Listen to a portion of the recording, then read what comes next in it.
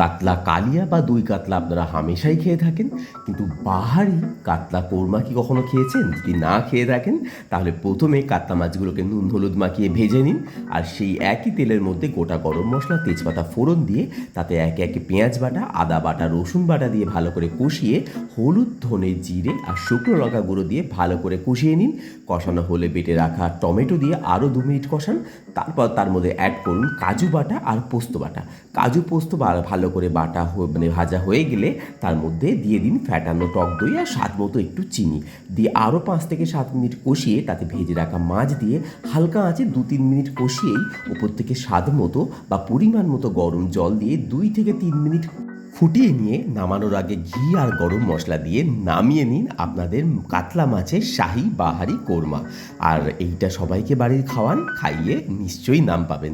আর রেসিপিটা ভালো লাগলে চ্যানেলটাকে সাবস্ক্রাইব করবেন।